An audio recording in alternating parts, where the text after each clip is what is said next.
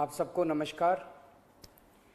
इतने मायूसी के माहौल में आपको एक सुखद खबर देना चाहता हूँ। पिछले 24 घंटों में कोरोना के दिल्ली में 10,000 से कम केस आए हैं। पिछले 24 घंटों में लगभग 8,500 केस आए हैं दिल्ली में।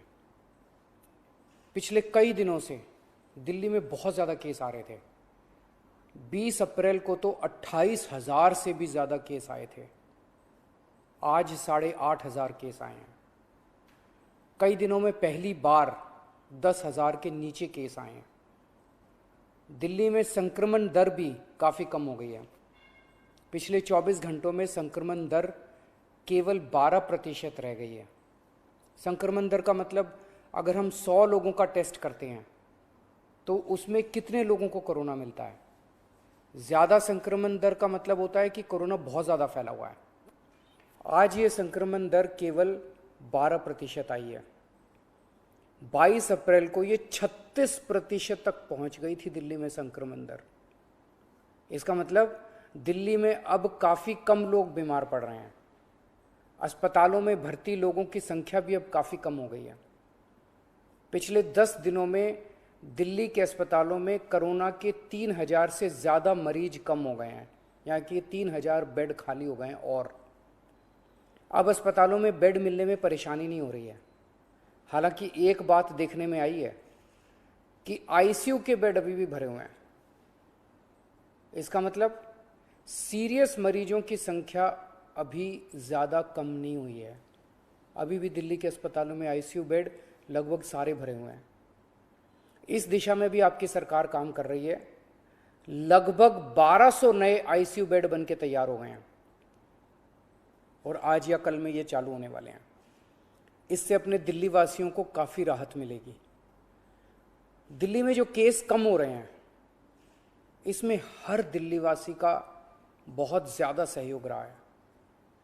हमने दिल्ली में बहुत कड़ा लॉकडाउन लगाया, लेकिन दिल्ली वासियों ने उसमें पूरा सहयोग किया। सबने पूरी तरह से लॉकडाउन का पालन किया। आज सब लोग बात कर रहे हैं कि दिल्ली वासियों ने इतने कम समय में कोरोना के केस कम कैसे कर लिए। ये केवल और केवल दिल्ली वासियों के अनुशासित आचरण की वजह से हुआ है। लेकिन लड़ाई अभी जीती नहीं गई है। लड़ाई अभी बाकी है। अभी भी 8,500 केस आए हैं। इनको 0 तक ले जाना है। कोरोना को पूरी तरह ख़त्म करना है। और दूसरी बात, हम अगर अब ढीले पड़ गए तो ये केस फिर बढ़ जाएंगे। कोई गारंटी नहीं है कि ये कम ही रहेंगे। फिर से दिल्ली पे मुसीबत आ सकती है। इसीलिए किसी भी हालत में ढिलाई नहीं करनी, कड़ाई से लॉकडाउन का पालन करना है और कोरोना से बचने के जितने भी उपाय हैं वो सारे लागू रखने हैं। दिल्ली सरकार भी अपने इंतजामों में कोई कमी नहीं छोड़ रही।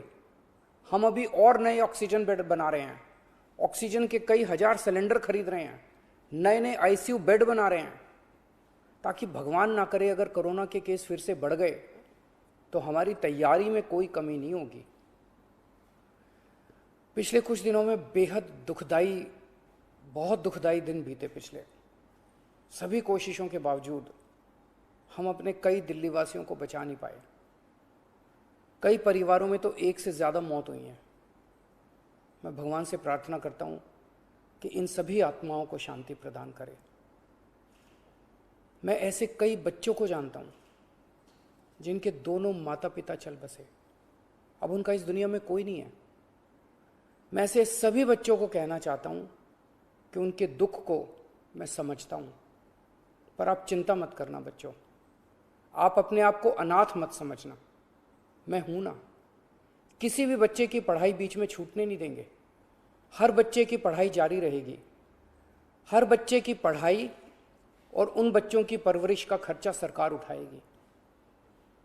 ऐसे कई बुजुर्ग हैं जिनके जवान बच्चे थे, वो कमाते थे तब उनका घर चलता था। अब वो कमाने वाले बच्चे नहीं रहे। ऐसे सभी बुजुर्गों को मैं कहना चाहता हूं कि आपके बच्चे चले गए। इस बात का मुझे बेहद अफसोस है, लेकिन आप चिंता मत करना। अभी आपका ये बेटा जिंदा है। ऐसे सभी परिवार जिनमें कमाने वाले व्यक्ति की मौत हो गई, उनकी मदद सरकार करेगी। ऐसे परिवारों की हम आर्थिक मदद तो कर देंगे, पर ऐसे बच्चों को, बुजुर्गों को इस वक्त प्यार की ज़रूरत है, हमदर्दी की ज़रूरत है। मेरी ऐसे परिवारों के सभी पड़ोसियों और उनके रिश्तेदारों से विनती है, इनका ख्याल रखना। ऐसे परिवारों पे बहुत बड़ी मुसीबत आई है, इन्हें अपना प्यार और अपनी हमदर्दी देना। दिल्ली के 2 करोड़ लोग, हम सब एक परिवार हैं। इस दुख की घड़ी में हमें एक दूसरे की मदद करनी है। आज ईद का त्यौहार है। ऊपर वाले से आपकी सेहत और आपकी खुशियों की प्रार्थना करता हूँ। नमस्कार। अगर आपको हमारा वीडियो पसंद आया हो तो इसे लाइक करें, सब्सक्राइब करें और साथ ही बेल आइकन दबाना ना भूलें।